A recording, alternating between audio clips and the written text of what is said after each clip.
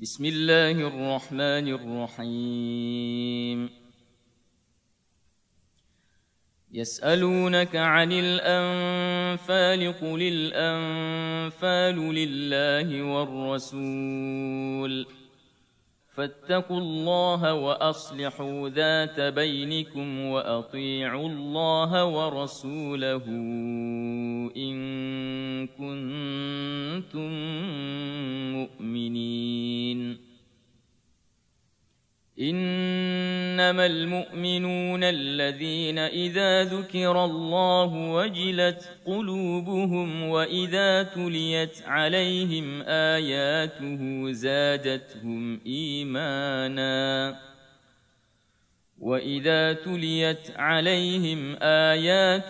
زادتهم إيمانا وعلى ربهم يتوكلون. الذين يقيمون الصلاة ومما رزقناهم ينفقون أولئك هم المؤمنون حقا لهم درجات عند ربهم ومغفرة ورزق كريم. كما أخرجك ربك من بيتك بالحق وإن فريقا من المؤمنين لكارهون يجادلونك في الحق بعدما تبين كأنما يساقون إلى الموت وهم ينظرون. وإذ يعدكم الله إحدى الطائفتين أنها لكم وتودون أن غير ذات الشوكة تكون لكم ويريد الله أن يحق الحق بكلماته ويقطع دابر الكافرين ليحق الحق ويبطل الباطل ولو كره المجرمون. إذ تستغيثون ربكم فاستجاب لكم أني ممدكم ب1000 من الملائكة مردفين. وما جعله الله إلا بشرى ولتطمئن به قلوبكم وما النصر إلا من عند الله إن الله عزيز حكيم. إذ يغشيكم النعاس أمنة منه وينزل عليكم من السماء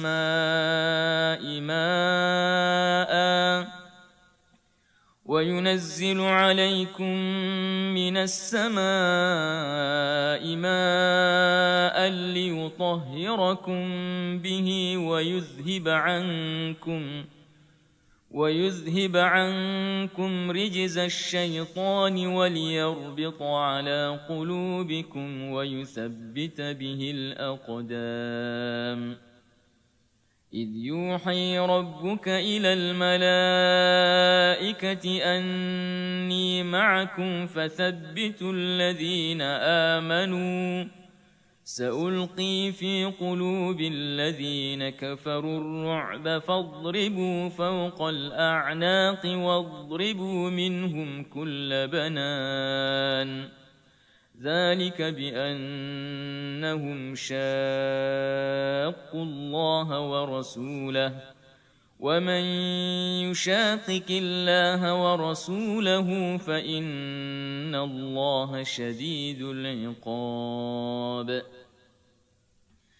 ذلكم فذوقوه وأن للكافرين عذاب النار. يا أيها الذين آمنوا إذا لقيتم الذين كفروا زحفا فلا تولوهم الأدبار ومن يولهم يومئذ دبره إلا متحرفا لقتال أو متحيزا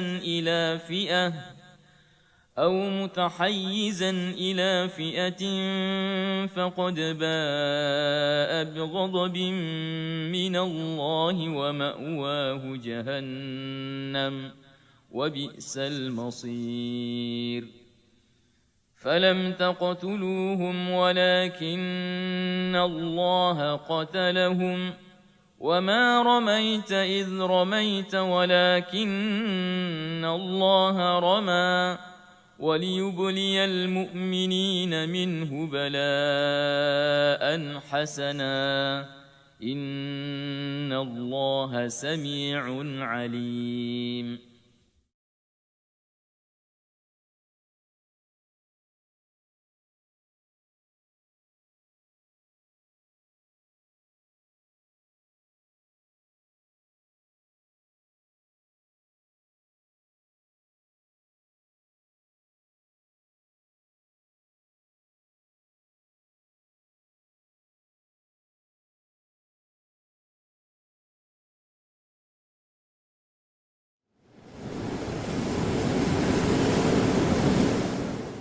Ruas TV, rutin walaupun sedikit.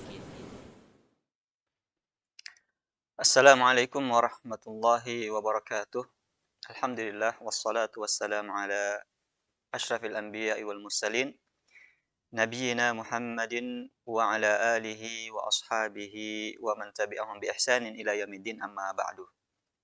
Para pemirsa Ruas TV yang semoga senantiasa berbahagia dan dirahmati oleh Allah Subhanahu wa taala dimanapun Anda berada.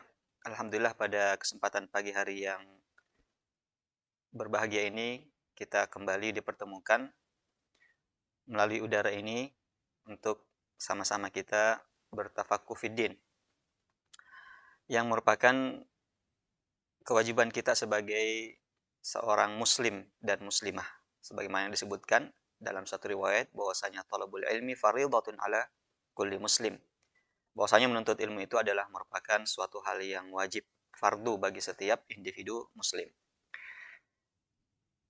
Kita mempelajari perkara-perkara akidah, perkara-perkara fikih, dan perkara-perkara akhlak muamalah adalah merupakan suatu hal yang patut untuk kita lakukan sebagai hamba Allah Subhanahu wa taala di permukaan bumi ini.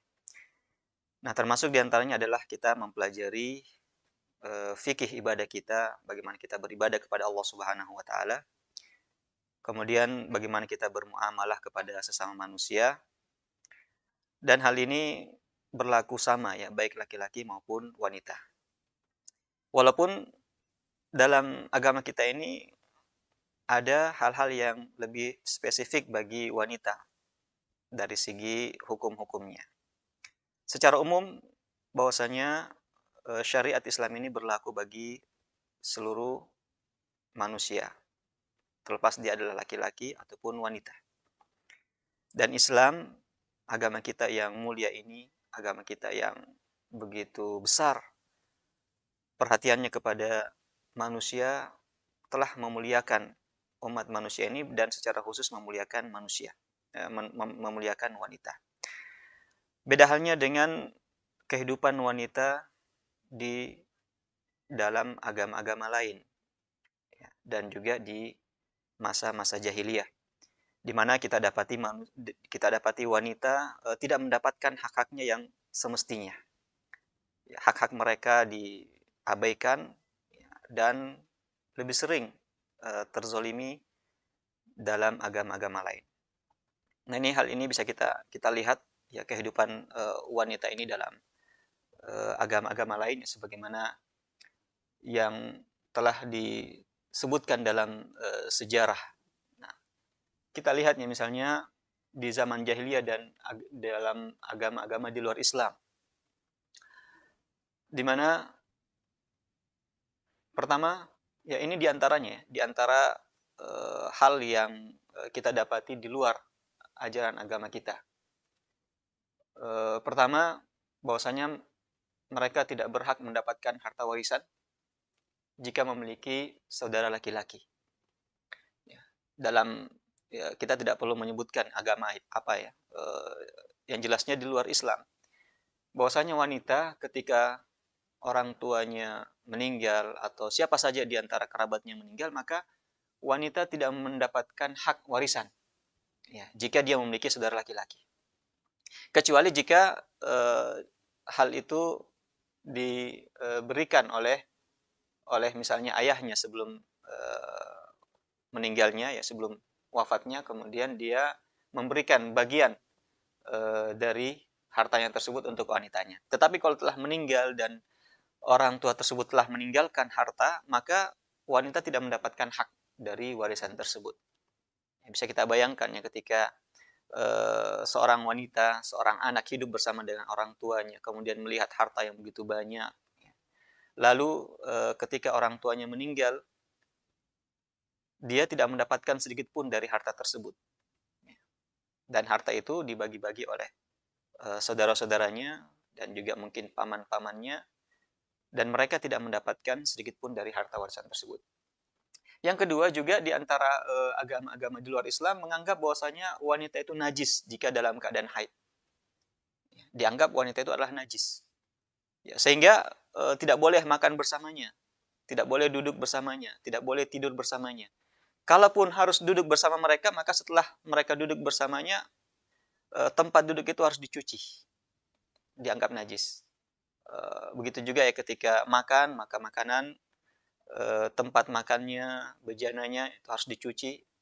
Sehingga wanita ini dianggap najis ketika dalam kondisi haid. Juga diantaranya dianggap sebagai pembantu yang dapat diperjualbelikan, bagaikan pembantu pelayan bagi raja.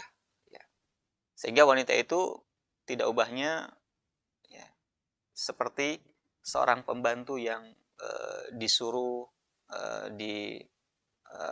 kemudian bisa saja diperjualbelikan ya, ketika mereka membutuhkan harta. Juga diantaranya bahwasanya boleh dinikahi oleh ayahnya, anaknya, atau saudaranya.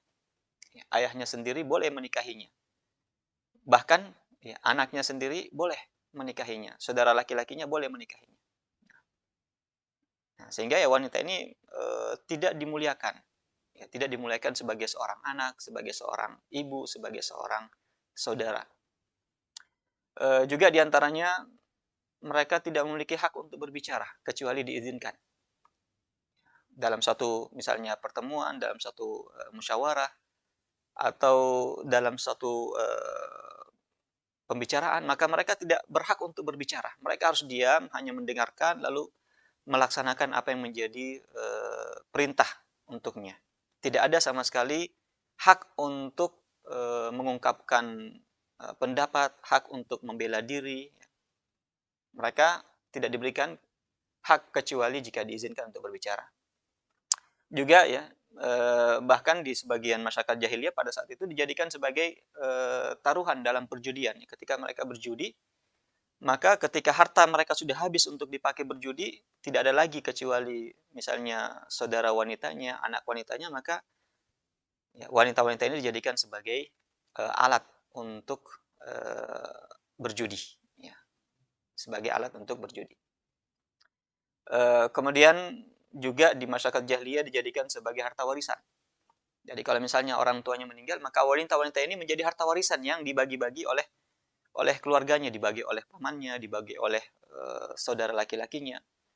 Nah, ketika dia menjadi harta warisan, berarti dia menjadi hak, menjadi budak. Ya, diperlakukan seenaknya oleh orang-orang yang mewarisinya. Ya, mau dijual, ya, mau dijadikan sebagai alat, ya, sebagai wanita pelacur, ya, untuk kemudian keuntungannya diambil oleh kaum laki-laki.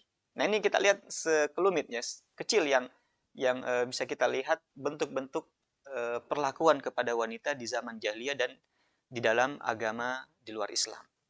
Tapi kalau kita lihat dalam agama kita yang mulia ini, maka kita dapati sebaliknya, wanita ini mendapatkan tempat yang layak dan memiliki hak-hak yang terpenuhi hak tersebut. Dia dimuliakan di dalam Islam, ya. Dan kita akan lihat bagaimana bentuk-bentuk kemuliaan tersebutnya, yang Allah Subhanahu wa taala angkat derajat mereka, ya, sampai-sampai dalam Al-Qur'an disebutkan satu surat khusus yang berkaitan dengan wanita, surat An-Nisa, yang berkaitan dengan wanita, hal-hal yang hukum-hukum yang berkaitan dengan wanita. Ya, tidak ada kita dapatkan surat Ar-Rijal, ya, di dalam Al-Qur'an. Kita dapati adalah surat An-Nisa. Di antaranya wanita adalah saudara laki-laki, artinya sama dengan laki-laki. Sebagaimana dalam hadis yang diriwayatkan oleh Imam Ahmad, bahwasanya an-nisa syaqaiqur rijal. An-nisa, ya, wanita itu adalah syaqaiqur rijal. Dia sama dengan wanita. Dia adalah saudara wanita. Atau dia adalah serupa, setara dengan laki-laki. Wanita itu setara dan serupa dengan laki-laki karena dia adalah merupakan saudara. Sehingga dari secara dalam berbagai masalah, dalam berbagai perkara, ya, dalam syariat Islam ini mereka sama dengan laki-laki, hak dan kewajibannya. Hadis ini kalau kita lihat kembali dalam Musnad Imam Ahmad dan juga dalam kitab-kitab hadis yang lainnya memiliki sababul wurud. Ya, di mana pada saat itu salah seorang sahabat wanita dari sahabat Rasulullah SAW yang bernama Ummu Sulaim itu datang kepada Rasulullah. Ya, pada saat itu juga ada Ummu Salamah yang merupakan istri Rasulullah SAW. Maka Ummu Sulaim ini bertanya kepada Rasulullah, wahai Rasulullah, ya, apakah jika seorang wanita itu bermimpi, kemudian dalam mimpinya itu dia berhubungan dengan suaminya, lalu ya karena mimpi di pagi harinya dia mendapati dirinya itu junub, ya, apakah dia juga wajib untuk mandi? Ketika mendengarkan pertanyaan itu, ya, istri Rasulullah SAW Ummul Mukminin, ya, Ummu Salamah mengatakan, taribat yadak. Ya, maksudnya ya ada apa-apaan kamu ini ya Ummu Sulaim? Fadhahtan. Engkau telah membuka kartu kita. Ya, kamu telah memalukan kita ini kaum wanita. Kau disebutkan seperti itu. Maka beliau mengatakan, ya, saya menanyakan kebenaran. Innallaha la yastahyi minal haq. Allah SWT tidak malu dengan kebenaran. Kalau memang adalah suatu hal yang saya harus ketahui dan kebenaran, maka saya tidak malu untuk bertanya. Oleh karena itu Rasulullah SAW memuji wanita-wanita Ansar, ya, di mana mereka tidak memiliki rasa malu untuk menanyakan suatu kebenaran yang mereka butuhkan. Di sinilah Rasulullah SAW bersabda bahwasanya, na'am, betul, wanita juga wajib mandi idza ra'atil ma', jika dia melihat air, maksudnya jika dia melihat air yang keluar dari kemaluannya, ya, sebagai tanda dia junub. Maka kalau dia melihat air, maka dia pun juga wajib mandi sebagaimana laki-laki wajib mandi ketika dia junub bermimpi. Lalu di sinilah Rasulullah SAW mengatakan bahwasanya wanita itu adalah syaqaiqu ar-rijal. Wanita itu sama dengan laki-laki. Nah, walaupun hadis ini kaitannya dengan kasus tertentu, yaitu kasus junub bagi seorang wanita, tetapi hal ini sudah menjadi kaidah umum bahwasanya dia berlaku dalam segala hal. Apa yang wajib bagi laki-laki itu juga wajib bagi wanita. Apa yang merupakan hal yang diharamkan bagi laki-laki itu juga diharamkan bagi wanita.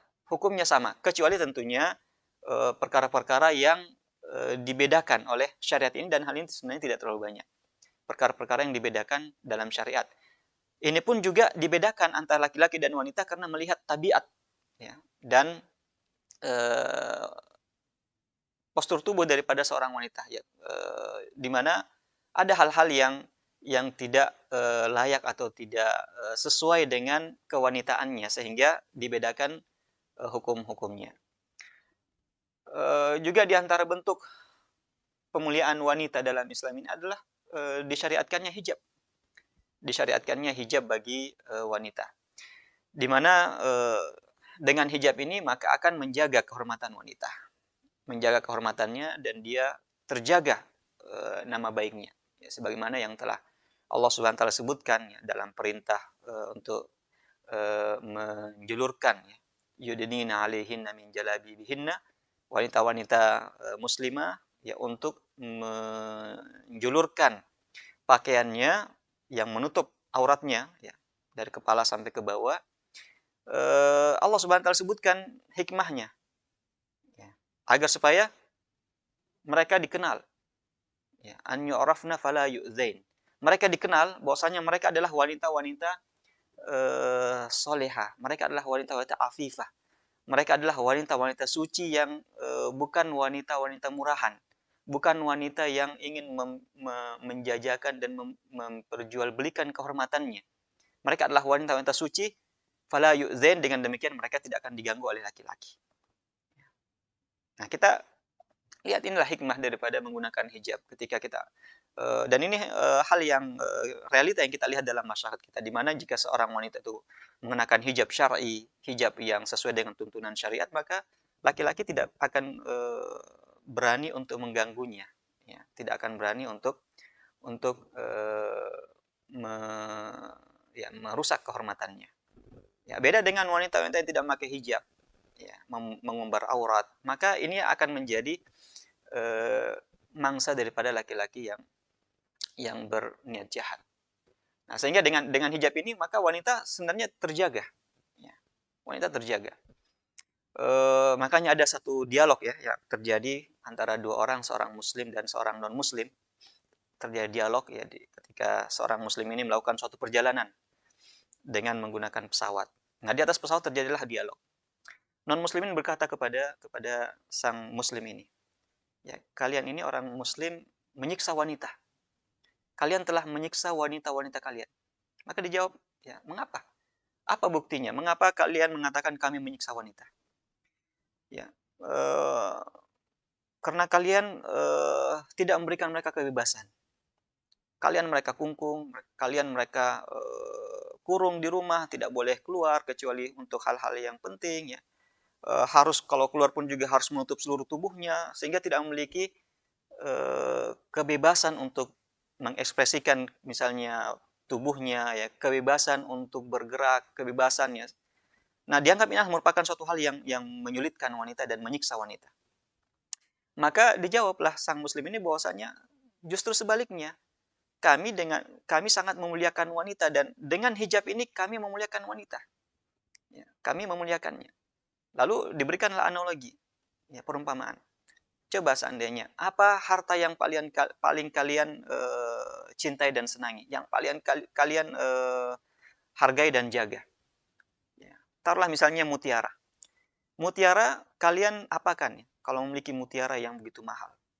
Ya. Maka dia mengatakan, ya tentu saya akan menyimpannya, ya, dengan baik. Ya, apakah Anda simpan di tempat terbuka? Ya, tentu tidak. Karena kalau terbuka akan dicuri oleh orang. Ya, tentu akan disimpan di tempat yang tertutup. Itu pun juga di tempat yang betul-betul tersembunyi sehingga tidak ada seorang pun yang bisa akses ke perhiasan tersebut dan mencurinya. Maka sang muslim ini mengatakan, demikianlah kami perlakukan manusia, wanita. Wanita adalah manusia, makhluk yang sangat dihormati oleh dan dihargai oleh Islam. Oleh karena itu dia dijaga. Ya, tidak menjadi konsumsi seluruh manusia yang mau melihatnya, yang mau mengambil kehormatannya. Ya. Tapi kami simpan dia dengan baik, kita bungkus, dan tidak ada yang bisa memegangnya, menikmatinya kecuali orang-orang yang telah dihalalkan dalam agama kami. Nah, inilah perumpamaan bahwasanya Islam ini memuliakan wanita dengan hijabnya. Demikian juga di antara pemuliaan wanita dalam Islam ini, mereka memiliki hak dalam hal pernikahan. Ya, kalau zaman dahulu ya wanita itu tidak punya pilihan, dipaksa. Mau nikah dengan si fulan, dengan siapa saja dipaksa, harus terima.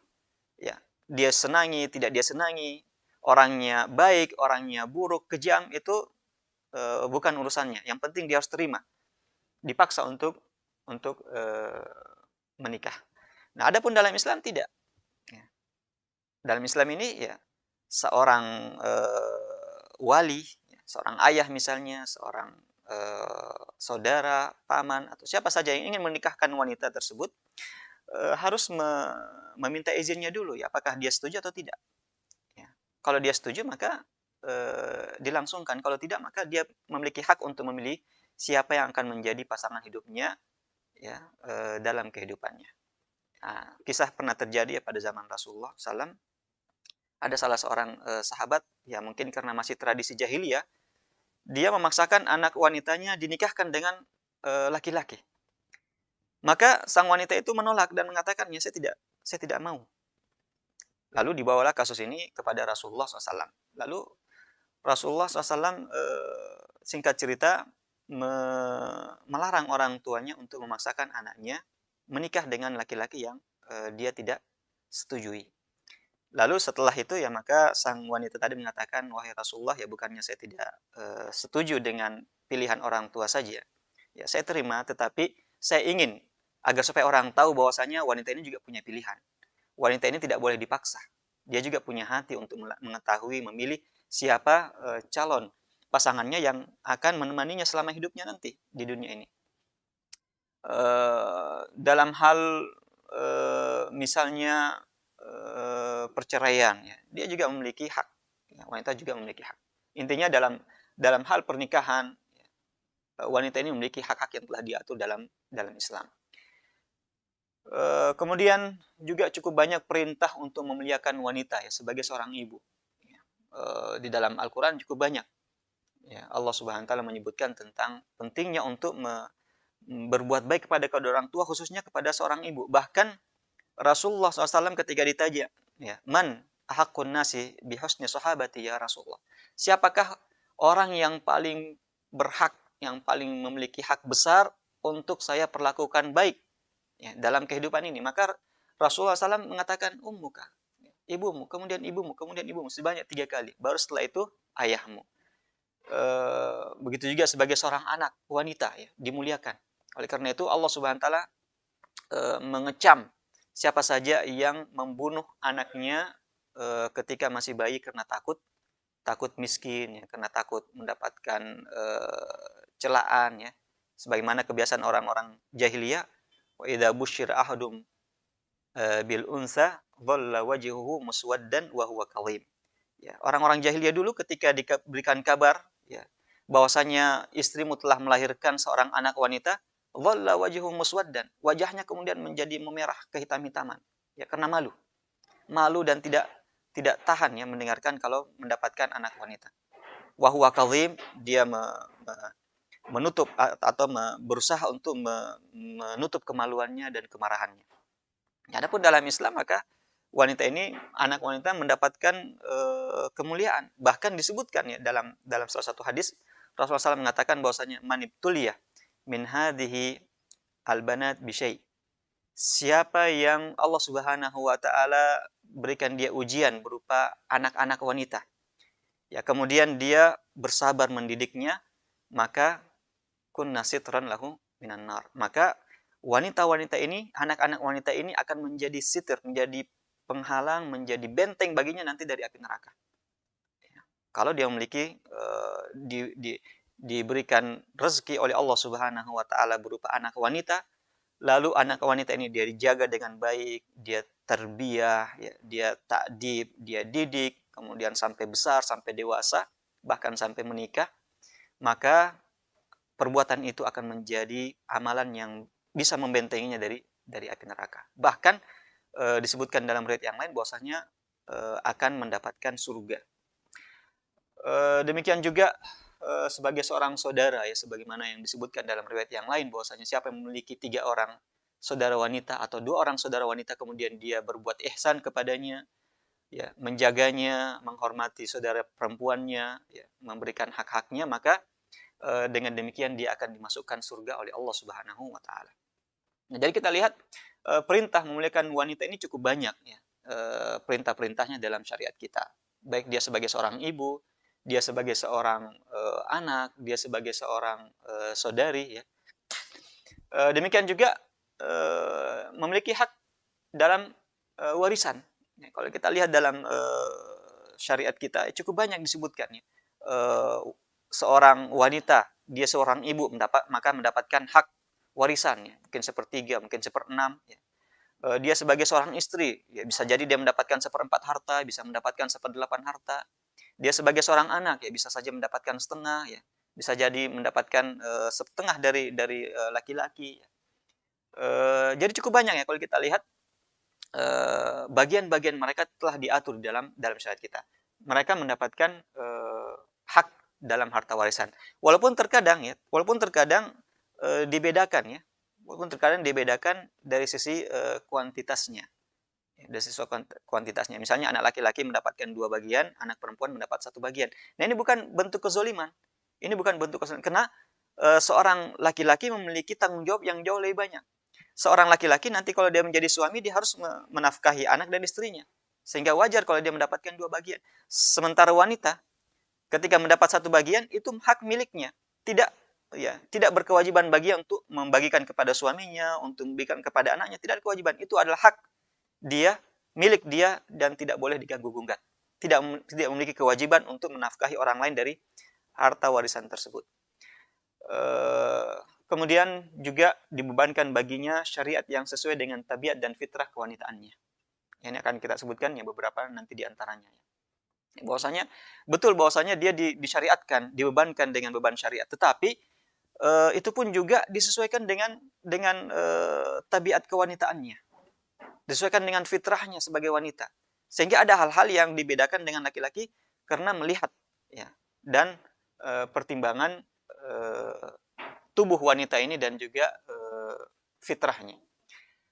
Kemudian juga Rasulullah SAW perintahkan untuk memperlakukan wanita dengan baik, ya. Sebagaimana yang beliau sabdakan, istausu bin nisa'i khairan. Ya, perlakukanlah baik wanita tersebut. Nah, kita diperintahkan oleh Rasulullah SAW untuk berlaku baik kepada wanita. Sebagaimana kita sebutkan tadi bahwasanya wanita dengan laki-laki itu memiliki hak dan kewajiban yang sama. Dia setara, sebagaimana dalam hadis yang kita sebutkan tadi, bahwasanya an-nisa syaqaiqur rijal, memiliki hal yang sama. Nah, sama ini dalam beberapa hal ya. Sama sebagai manusia ciptaan Allah Subhanahu wa taala, ya. Sebagaimana disebutkan Allah Subhanahu wa taala, ya ayuhan nas, inna khalaqnakum min dzakarin wa untha wa ja'alnakum syu'uban wa qabaila lita'arafu. Menunjukkan bahwasanya mereka memiliki hal yang sama ya. Taraf yang sama dalam hal persaudaraan nasab. Allah Subhanahu wa taala menciptakan laki-laki dan wanita. Kemudian juga dalam hal beban syariat. Sebagaimana disebutkan Allah Subhanahu wa taala dalam surat Ali Imran ayat 195, Allah menyebutkan bahwasanya fastajaba lahum anni la udhi'u amala amilin minkum min dzakarin aw unsa. Bahwasanya aku tidak mengabaikan, tidak menyanyiakan ya amalan-amalan perbuatan kalian baik laki-laki walaupun wanita. Sebagaimana laki-laki ketika beramal mendapatkan ganjaran, begitu juga wanita memiliki hak yang sama dan memiliki kewajiban yang sama. Juga dalam masalah hukumnya sama. Ya, ketika laki-laki melakukan suatu perbuatan misalnya kriminal mendapatkan hukum, wanita pun juga demikian. Ketika dia melakukan suatu bentuk kriminal, maka dia akan mendapatkan hukuman. Hal ini bisa kita lihat misalnya sebagai contoh dalam 2 kasus. Ya, kasus pertama adalah perzinahan, sebagaimana disebutkan dalam surat An-Nur. Ya, az-zaniyatu waz-zani fajlidu kulla wahidin minhuma mi'ata jaldah. Pezina wanita, pezina laki-laki, ya, pelacur laki-laki dan juga wanita, fajlidu kulla wahidin minhuma mi'ata jaldah. Cambuklah masing-masing mereka, laki-laki dan wanita ini sebanyak 100 kali cambukan. Tidak dibedakan. Ya, tidak laki-laki 50, kemudian wanita 100. Tidak dibedakan. Ya. Sama mendapatkan hukumannya. Ini kalau misalnya dia belum pernah menikah. Tapi kalau sudah pernah menikah, maka sama-sama dirajam. Sebagaimana disebutkan dalam hadis yang sahih. Kasus yang lain misalnya dalam masalah mencuri.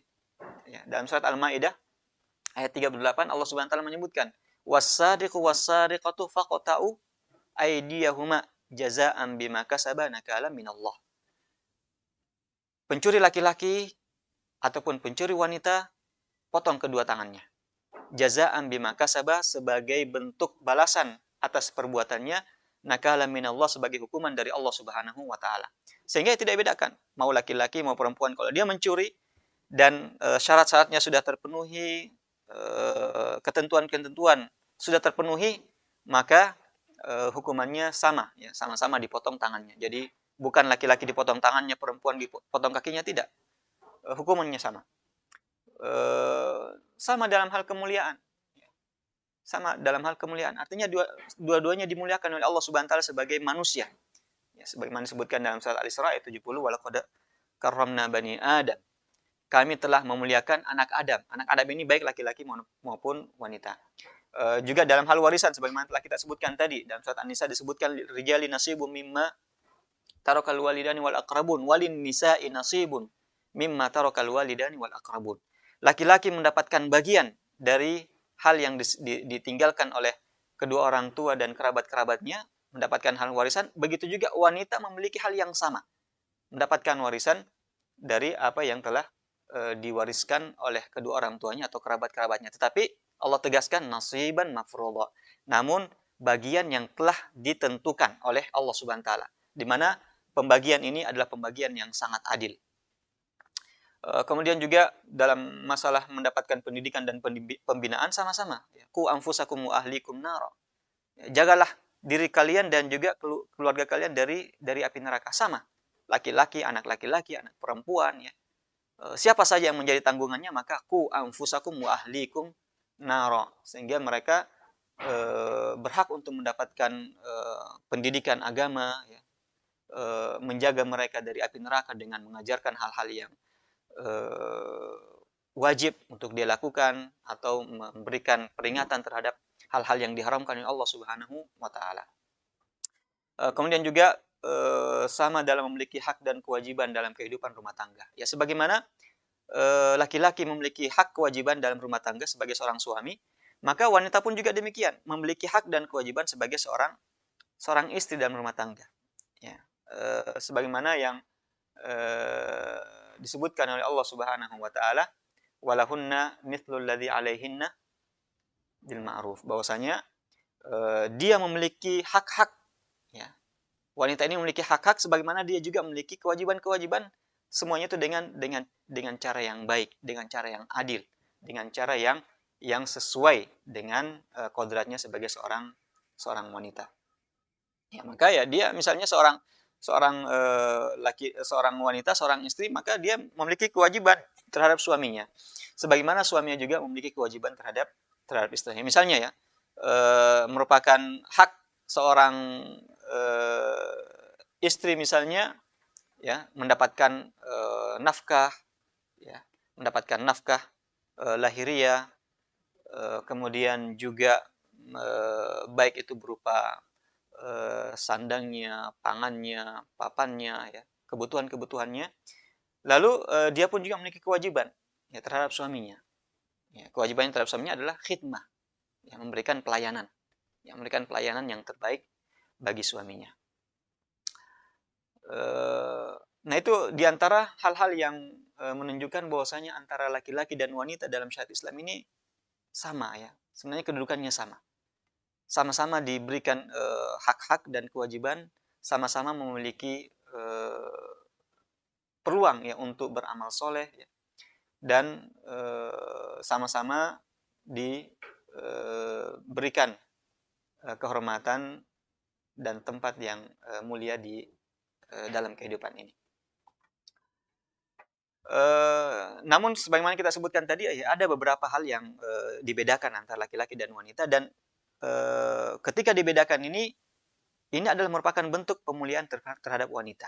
Ini adalah merupakan bagian daripada bentuk memuliakan wanita ini, dan bukan melecehkan wanita, bukan mengucilkan wanita, tapi sebaliknya adalah merupakan pemuliaan terhadap wanita. Nah kita lihat beberapa hal yang dibedakan antara laki-laki dan wanita dari sisi hukum misalnya. Taruhlah misalnya dalam masalah ibadah. Dalam masalah ibadahnya, dalam masalah toharoh saja ya, itu kurang lebih ya sebagaimana disebutkan oleh salah seorang peneliti ya, dalam salah satu ya kalau nggak salah disertasinya menuliskan Jam'ul Mutafarriqat ya, mengumpulkan atau kumpulan perkara-perkara yang mana wanita berbeda dengan laki-laki dari segi hukum dalam masalah ibadah. Maka disebutkanlah di antaranya misalnya dalam masalah toharah, bersuci. Dalam masalah bersuci ya kurang lebih ada 15 perkara yang disebutkan oleh penulis di situ. 15 perkara di mana dibedakan antara laki-laki dan wanita. Di antara contohnya ya, misalnya masalah khitan. Khitan wajib bagi laki-laki dan tidak wajib bagi wanita. Dalam masalah misalnya air kencing misalnya, beda perlakuan terhadap kencing bayi laki-laki dan kencing bayi wanita. Dalam masalah syarat sholatnya ya, misalnya dalam masalah syarat sholatnya tentang menutup aurat dalam sholatnya, beda aurat dalam sholat wanita dan juga aurat laki-laki dalam sholatnya. Kemudian juga misalnya dalam masalah sholat, yang disebutkan di sini ada kurang lebih 25 perkara ya, beda antara laki-laki dan wanita dalam masalah sholat. Di antaranya adalah laki-laki wajib melaksanakan sholat Jumat, sementara wanita tidak wajib. Kemudian di antaranya adalah perkara-perkara puasa. Dalam masalah puasa ya ada beberapa perkara yang beda antara laki-laki dan wanita. Misalnya di antaranya adalah wanita ya tidak gugur baginya kewajiban puasa ketika datang masa haidnya, ketika datang masa nifasnya, dan juga ya misalnya ketika dia menyusui. Kemudian dalam masalah zakat juga ada perbedaan. Dalam masalah zakat, ya misalnya dalam masalah zakat wanita ini bisa memberikan harta zakatnya ini kepada suaminya yang miskin. Jika seandainya ada seorang istri yang kaya raya, maksudnya harta pribadinya ya, harta pribadinya, apakah itu harta warisan atau mungkin dia punya usaha, lalu memiliki suaminya yang miskin.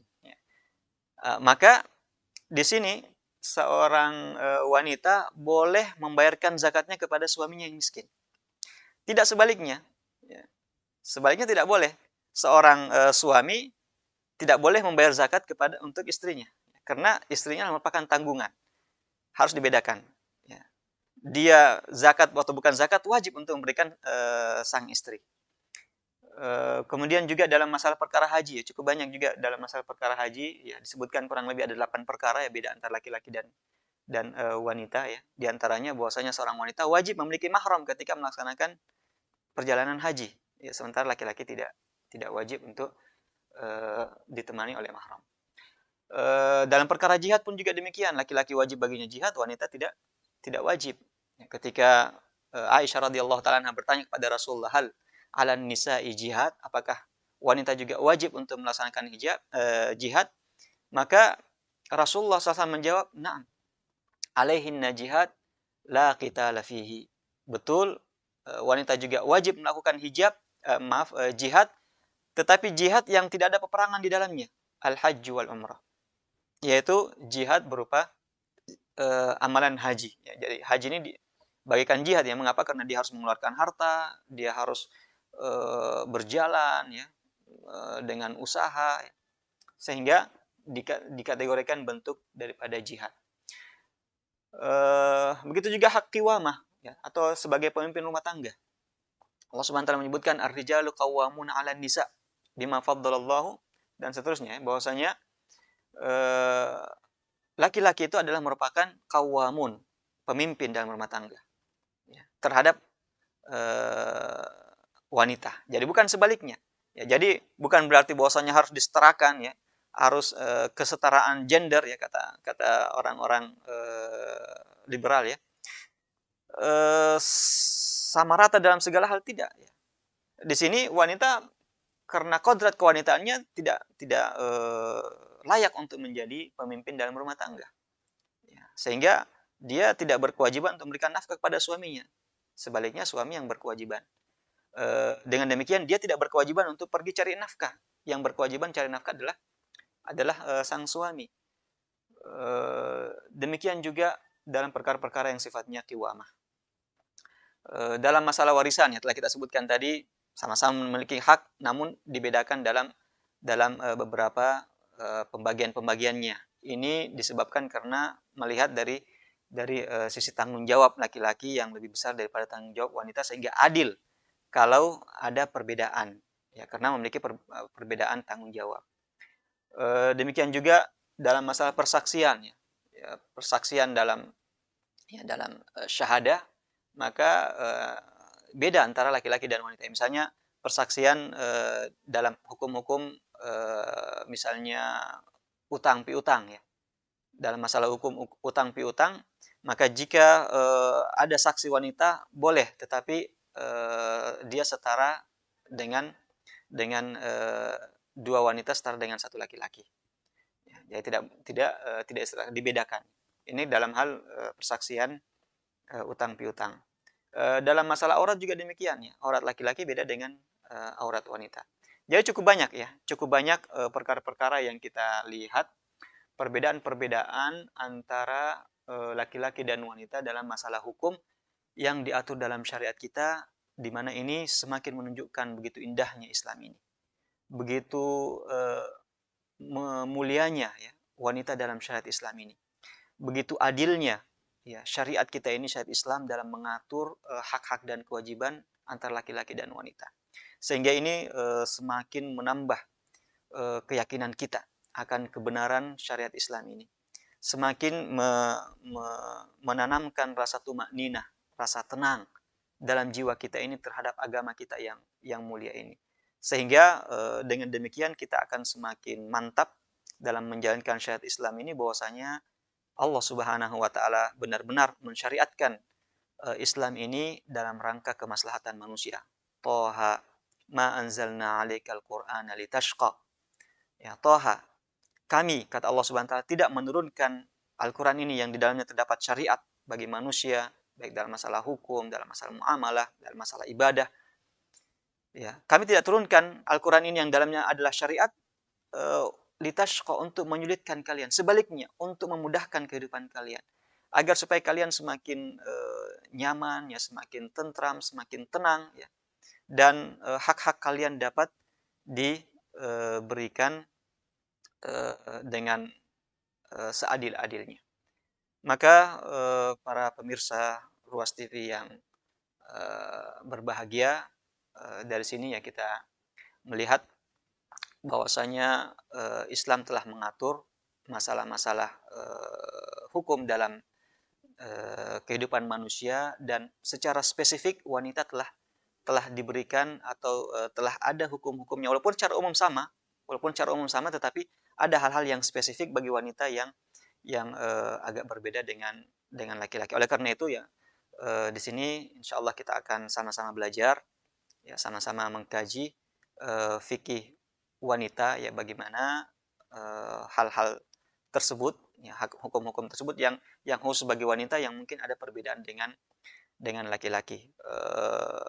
Jadi tidak hanya khusus, ya, pembahasannya tidak hanya khusus bagi kaum hawa saja, ya, laki-laki pun juga penting untuk mengetahuinya, karena dia akan memiliki ibu, dia memiliki anak wanita, dia memiliki saudara wanita, dia memiliki kerabat-kerabat wanita yang juga patut untuk dia ketahui, untuk diajarkan kepada mereka.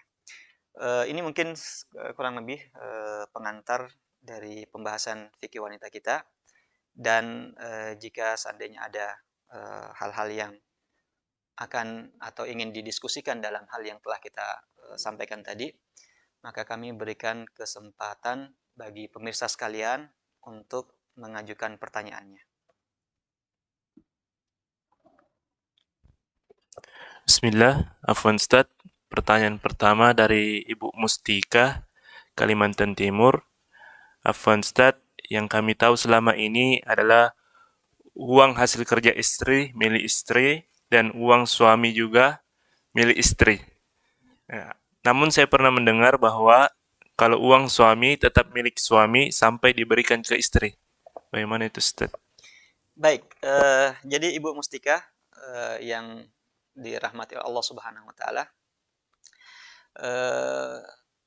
jadi sebagaimana telah kita sebutkan tadi, bahwasanya harta wanita, ya, ketika dia memiliki harta hasil dari, ya, apakah warisan atau hasil dari usahanya, maka itu adalah hak dia. Itu adalah merupakan milik dia, sehingga dia boleh menggunakan hak itu sesuai dengan kehendaknya, ya, tentunya selama masih dalam koridor syar'i, bukan perkara-perkara yang diharamkan dalam syariat. selama dia merupakan perkara-perkara yang mubah, apalagi perkara-perkara yang disyariatkan, maka dia berhak untuk membelanjakan hartanya. Kalau itu merupakan hartanya. Adapun harta suami, maka sang istri memiliki hak dari harta tersebut. Ya. Berupa nafkah tadi ya, untuk misalnya makannya, konsumsinya yang layak, ya. Pakaian yang layak baginya, tempat tinggal yang layak baginya. Maka 3 hal ini merupakan hak sang istri dari harta suami. Tentang bagaimana banyaknya jumlahnya ini tentunya dikondisikan sesuai dengan kemampuan sang suami. Liyunfiq dzu sa'atin min sa'atih wa man qudira 'alaihi rizquhu falyunfiq mimma ataahu Allah.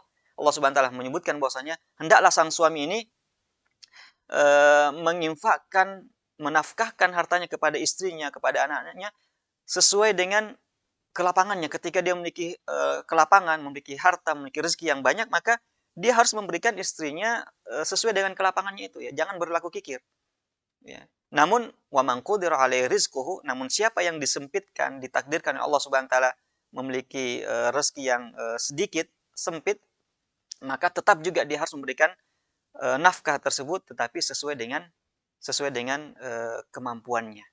Nah, di sini sang wanita walaupun dia memiliki hak dari harta suaminya itu, maka tetapi tidak semaunya ya, tetapi dia memiliki hak sesuai dengan kemampuan suami. Kalau suaminya lagi lapang, suaminya lagi banyak, maka dia berhak untuk mendapatkan jumlah yang banyak, tetapi kalau suaminya lagi sempit, rezekinya lagi susah, maka dia tidak boleh memaksakan suaminya hal yang di luar kemampuan suaminya. Nah, bahkan dalam syariat ya, sebagaimana ketika salah seorang sahabat wanita ya, Hindun datang kepada Rasulullah dan mengatakan, wahai Rasulullah, sungguhnya Abu Sufyan ini Muawiyah ini sangat kikir ya, sehingga ada kebutuhan-kebutuhan saya dan kebutuhan anak saya yang tidak terpenuhi ya, saya tidak diberikan ya, padahal saya tahu dia ini memiliki harta, memiliki kelebihan harta, tapi ada kebutuhan-kebutuhan saya dan anak saya yang tidak terpenuhi, tidak diberikan, dia kikir. Maka Rasulullah SAW ketika ditanya, wahai Rasulullah, bolehkah saya mengambil hartanya tanpa sepengetahuannya? Ya, maka Rasulullah mengatakan, na'am, ambillah dari hartanya bil ma'ruf, sesuai dengan, ya, artinya dengan cara yang baik. Maksudnya dengan cara yang baik adalah sesuai dengan kebutuhan. Ya, jadi mudah-mudahan ini bukan menjadi alasan bagi para ibu-ibu ya. Kita sampaikan hadis ini, jangan sampai, wah, Ustadz sudah sampaikan boleh ambil hartanya suami walaupun tidak sepengetahuan suami ya, tidak ya. Bil ma'ruf ya. Dengan cara yang baik. Artinya dia memiliki kebutuhan misalnya nafkah hari ini taruhlah misalnya 100.000, lalu suaminya tidak berikan ya, padahal suaminya memiliki harta, memiliki kecukupan, maka boleh dia mengambil 100.000 itu untuk dia gunakan untuk kebutuhannya. Tidak boleh lebih dari itu ya, tidak boleh lebih daripada itu. Makanya Rasulullah mengatakan ya, ambillah dari hartanya khudhi min mali bil ma'ruf ya, dengan sewajarnya. Nah, jadi itu Ibu Mustika tentang ya, harta suami, bahwasanya harta istri adalah harta istri. Suami tidak boleh mengambilnya, apalagi memaksakan istrinya untuk diberikan, kecuali istrinya rela dan ridho. Tidak boleh dipaksakan. Ya, jangan mentang-mentang suami dan mengatakan, ya, kamu istri saya harus berikan. Tidak wajib. Tidak wajib bagi sang istri untuk memberikan harta kepada suaminya. Ini hanyalah kembali kepada kerelaan hatinya. Kalau dia rela dengan senang hati diberikan, maka tidak mengapa dan itu juga baik. Tetapi kalau tidak, maka tidak ada hak laki-laki untuk mengambilnya. Sebaliknya, wanita, sang istri memiliki hak dari harta suaminya. Wallahu ta'ala a'lam. Ustaz, masih banyak pertanyaan ini. Pertanyaan berikutnya dari Ibu Yevis.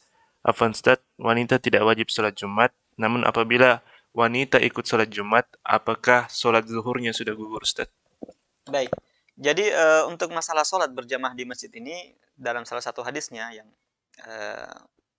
diriwayatkan dalam Bukhari dan Muslim, Rasulullah SAW bersabda, la tamna'u ima Allahi masajid Allah. Janganlah kalian menghalang-halangi hamba-hamba wanita Allah Subhanahu wa taala untuk datang ke masjid. Artinya kalau seorang wanita ingin datang ke masjid untuk melaksanakan sholat fardu, sholat berjamaah, maka tidak boleh dilarang. Walaupun Rasulullah SAW memberikan pesan juga, di akhir hadis ini Rasulullah memberikan pesan pada wanita, wa buyutuhunna khairul lahunna.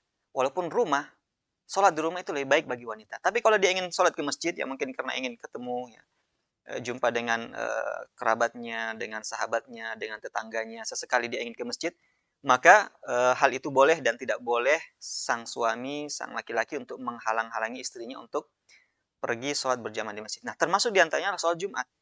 Bagi seorang wanita yang ingin melaksanakan sholat Jumat bersama dengan laki-laki di masjid, ya, tentunya dengan aturan-aturan yang sudah diatur dalam syariatnya, bagaimana ketentuannya, di mana dia duduk, ya, dan seterusnya dan seterusnya. Ketika dilakukan ketentuan-ketentuan itu, maka boleh bagi sang wanita untuk menghadiri sholat Jumat di masjid, dan kalau sudah melaksanakan sholat Jumat di masjid, maka sama dengan laki-laki sudah gugur kewajiban sholat duhurnya, ya, karena itu adalah sebagai pengganti dari sholat duhur. Wallahu ta'ala alam. Berikutnya dari Ibu Yeti, Bogor. Afwan Ustaz, apabila wanita sudah bekerja, bolehkah ia membayar zakatnya sendiri atau suaminya yang membayarkan, Ustaz? Baik, Ibu Yeti di Bogor, jika seorang wanita sudah memiliki kecukupan, apakah dia wajib untuk membayar zakat? Nah, di sini kita lihat zakat apa dulu? Apakah dia zakat harta atau zakat fitrah? Kalau dia adalah zakat harta, maka dia wajib mengeluarkan hartanya sebagai bentuk zakat.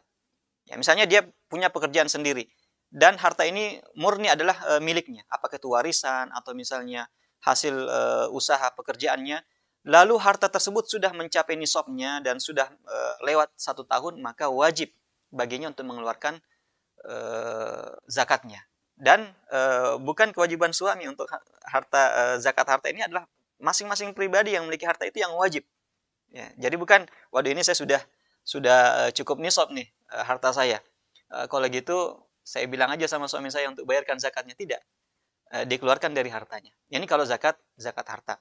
Tapi kalau zakat fitrah, maka yang berkewajiban membayarnya adalah kepala rumah tangga. Walaupun sang wanita ini kaya, sang istri ini kaya, punya banyak harta, namun yang wajib untuk mengeluarkan zakat itu adalah sang suami, ya, sebagaimana yang disebutkan oleh Rasulullah Shallallahu Alaihi Wasallam. Jadi dibedakan ya antara zakat fitrah dan zakat harta. Kalau zakat harta, maka yang bersangkutan yang memiliki harta wajib mengeluarkannya.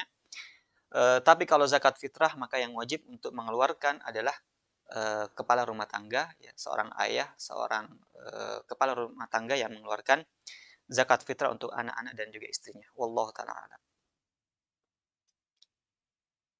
Pertanyaan berikutnya dari Ibu Darah, Aceh. Afwan Ustaz, bagaimana waktu pelaksanaan haji bagi status janda Ustaz, namun mahramnya itu ketua regu, dan tidak selalu bersama dengan mahram kita, namun bersama dengan para wanita yang lain, Ustaz. Apakah boleh?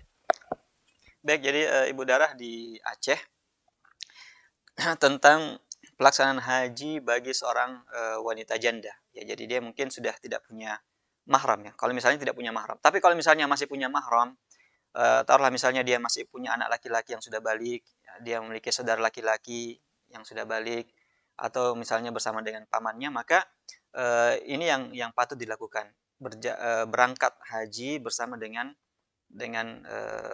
mahram. Namun masalahnya terkadang kita dihadapkan kondisi-kondisi tertentu, ya, khususnya di negeri kita ini, di mana untuk misalnya taruhlah sebagai contoh kasus, seandainya ada kasus seperti ini, dia suami istri daftar dan daftar tunggunya itu mungkin 5 tahun ke depan, 10 tahun ke depan. Allah takdirkan suaminya meninggal sebelum datang waktu jadwal keberangkatannya, sehingga dia sudah tidak punya lagi di sini, dia sudah terlanjur daftar dan tidak punya mahram. Lalu haji pada dirinya itu sudah wajib. Ya. Artinya dia belum pernah melaksanakan ibadah haji sebelumnya, dia sudah punya kemampuan harta, kemampuan fisik untuk melakukan perjalanan haji, sudah wajib baginya. Maka di sini walaupun terdapat perbedaan pendapat di kalangan ulama kita, ya, namun yang dianut dalam mazhab Syafi'i di Indonesia kita ini, bahwasanya boleh bagi seorang wanita tanpa ditemani oleh mahram untuk berangkat haji. Ini dengan catatan hajinya adalah haji wajib sebagaimana kita sebutkan tadi. Apalagi tadi sebenarnya awalnya dia sudah berniat untuk berangkat dengan suaminya. Namun karena suaminya duluan meninggal, sehingga dia tidak memiliki mahram. Nah, oleh karena itu maka dia kewajiban itu tak berlaku baginya dan apa boleh buat terpaksa dia berangkat bersama dengan sekelompok wanita. Ya, jadi disebutkan dalam mazhab Syafi'i bahwasanya selama dia berangkat dengan wanita-wanita terpercaya, ya, wanita-wanita soleh yang terpercaya, artinya tidak berkhianat nantinya ketika di perjalanan. Maka dalam kondisi seperti ini, sebagian ulama kita, sebagaimana kita sebutkan tadi dalam mazhab Syafi'i, membolehkan wanita berangkat tanpa mahram dengan catatannya sudah wajib baginya, ya, bukan haji sunat. Yang kedua, bahwasanya dia ditemani oleh wanita-wanita terpercaya, ya, wanita-wanita yang terpercaya, wanita-wanita soleh yang bisa saling menjaga. Apalagi dalam kondisi kita sekarang ini, ya, bahwasanya ya, perjalanan itu sudah relatif aman, ya.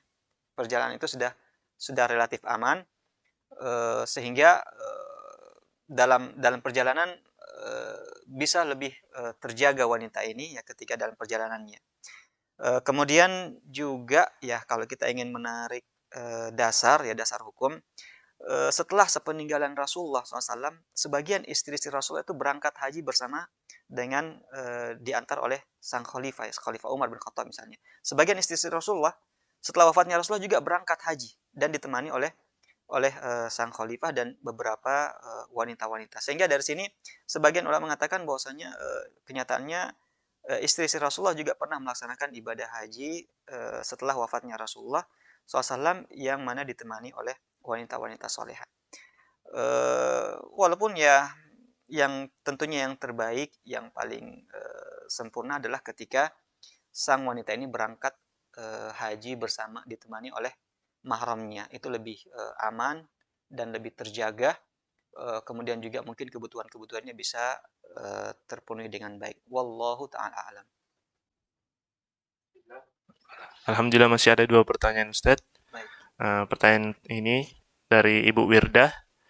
Afwan Ustadz, pembagian harta warisan menurut Islam kan bagian anak laki-laki 2 dan anak wanita itu 1. Namun apabila sebelum meninggal beliau berwasiat bahwa hartanya dibagi sama rata, Ustadz, apakah boleh?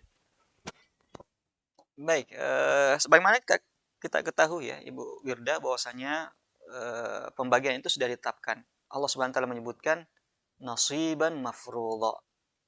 Ya, masing-masing telah memiliki bagian yang telah ditentukan oleh Allah. Sehingga pembagian harta warisan ini bukan diatur oleh manusia, bukan diatur oleh hakim, bahkan bukan diatur oleh Rasulullah. Yang mengatur langsung adalah Allah dari atas langit. Ya. Allah yang langsung mengatur pembagian tersebut. Disebutkan dalam Al-Quran. Ya. Nah, oleh karena itu pembagian ini adalah suatu hal yang sudah pasti dan harus dijalankan. Maka jika seorang misalnya mewasiatkan kepada anak-anaknya, mewasiatkan, ya, sebelum meninggal dia wasiatkan, wahai anak-anakku, sepeninggalan saya nanti setelah saya meninggal, maka harta saya kalian bagi sama rata. Ya. Laki-laki dapat 50%, perempuan juga dapat 50%. Tidak ada perbedaan. Ya. Maka wasiat ini tentu tidak dijalankan. Mengapa? Karena bertentangan dengan syariat. Dan hadis Rasulullah SAW telah bersabda bahwasanya la ta'ata li makhluqin fi ma'siyatil khaliq. Tidak boleh mentaati makhluk siapapun dalam rangka menyelisihi Allah Subhanahu wa taala, dalam rangka menyelisihi aturan Allah Subhanahu wa taala. Maka pembagiannya harus sesuai dengan yang telah diatur oleh syariat. Kecuali ada pengecualian. Kecuali jika misalnya sang laki-laki sudah menerima bagiannya, sudah menerima 2 bagian. Lalu dia melihat bahwasanya saudara perempuan ini membutuhkan, maka dia berikan bagiannya. Dia relakan bagiannya untuk diberikan kepada saudaranya. Maka yang tidak mengapa, ya, atas kerelaannya, ya, kerelaannya untuk melepaskan haknya kepada untuk saudaranya, itu tidak mengapa. Tapi pada dasarnya harus dibagi sesuai dengan pembagian yang telah disebutkan dalam syariat. Allah Ta'ala. Bismillah, Afwan Ustadz, ini pertanyaan terakhir dari Ibu Astuti. Afwan Ustadz, apabila suami sudah pensiun dan tidak berpenghasilan lagi, namun istrinya yang bekerja, bolehkah zakat itu dari hasil harta istri, Ustadz? Baik, Ibu Astuti, kasus seorang suami telah pensiun sehingga tidak lagi memiliki penghasilan, sementara istrinya masih bekerja. Ya. Maka sebagaimana telah kita sebutkan tadi, hasil usaha sang istri ini adalah hak miliknya. Sang suami tidak berhak untuk mengambilnya dan meminta bagian. Adalah hak istri. Kemudian berkaitan dengan zakat. Ya, kalau misalnya setelah kita sebutkan tadi, kalau zakat harta maka sang istri yang wajib untuk mengeluarkan. Adapun zakat fitrahnya maka pada dasarnya suami yang membayarkan. Tapi kalau misalnya sang suami tidak punya lagi penghasilan, ya, tidak juga punya gaji pensiun, ya, misalnya dulunya pekerja swasta ya kemudian tidak memiliki sama sekali gaji pensiun, maka statusnya di sini sebagai seorang miskin. Ya, maka dia tidak atau gugur kewajibannya untuk membayarkan zakat kalau sudah tidak ada lagi yang bisa dipakai untuk makan. Ya, misalnya tidak di rumahnya tidak ada lagi beras, ya, kecuali yang dia pakai untuk makan, maka gugur kewajiban untuk membayarkan zakat. Tetapi boleh bagi sang istri untuk memberikan suaminya ya harta tersebut atas kerelaan hatinya diberikan kepada suaminya agar suaminya pakai membayar zakat fitrah, itu boleh dilakukan walaupun bukan kewajiban.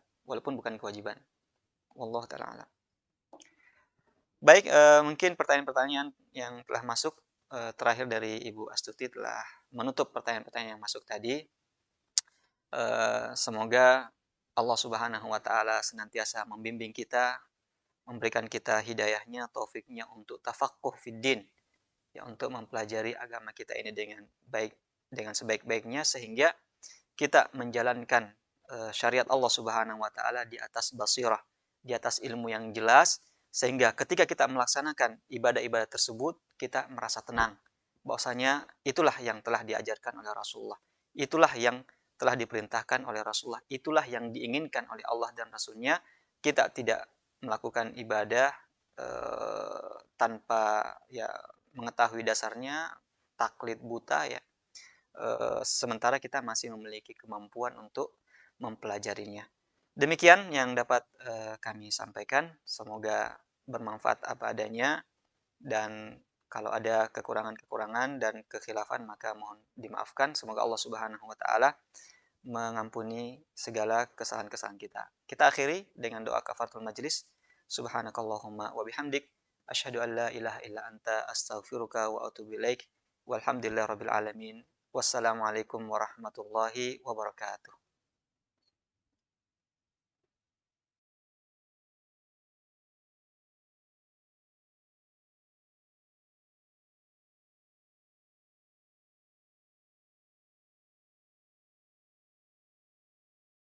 بسم الله الرحمن الرحيم لا أقسم بيوم القيامة ولا أقسم بالنفس اللوامة أيحسب الإنسان أن لن نجمع عظامه بلى قادرين على أن نسوي بنانه بل يريد الإنسان ليفجر أمامه يسأل أيان يوم القيامة فإذا برق البصر وخسف القمر وجمع الشمس والقمر يقول الإنسان يومئذ أين المفر كلا لا وزر إلى ربك يومئذ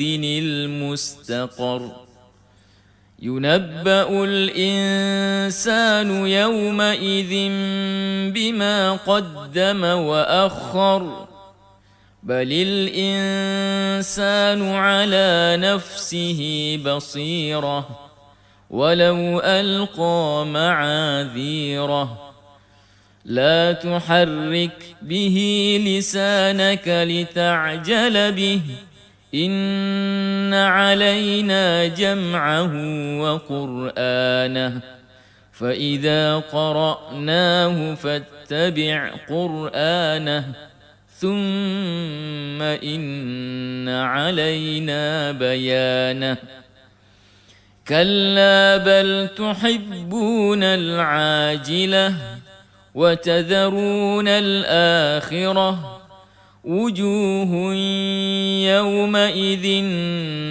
ناظرة إلى ربها ناظرة ووجوه يومئذ باسرة تظن أن يفعل بها فاقرة كلا إذا بلغت التراقي وقيل من راق وظن أنه الفراق والتفت الساق بالساق إلى ربك يومئذ المساق فلا صدق ولا صلى ولكن كذب وتولى ثم ذهب إلى أهله يتمطى أولى لك فأولى ثم أولى لك فأولى أيحسب الإنسان أن يترك سدى ألم يك نطفة من مني يمنى ثم كان علقة فخلق فسوى فجعل منه الزوجين الذكر والأنثى أليس ذلك بقادر على أن يحيي الموتى بسم الله الرحمن الرحيم يا أيها النبي لم تحرم ما أحل الله لك تبتغي مرضات أزواجك والله غفور رحيم قد فرض الله لكم تحلة أيمانكم والله مولاكم وهو العليم الحكيم وإذ أسر النبي إلى بعض أزواجه حديثا فلما نبأت به وأظهره الله عليه عرف بعضه وأعرض عن بعض فلما نبأها به قالت من أنبأك هذا قال نبأني العليم الخبير إن تتوبا إلى الله فقد صغت قلوبكما وإن تظاهرا عليه فإن الله هو مولاه وجبريل وصالح المؤمنين والملائكة بعد ذلك ظهير عسى ربه إن طلقكن أن يبدله أزواجا خيرا منكن مسلمات مؤمنات قانتات تائبات عابدات سائحات ثيبات وأبكارا يا أيها الذين آمنوا قوا أنفسكم وأهليكم نارا قوا أنفسكم وأهليكم نارا وقودها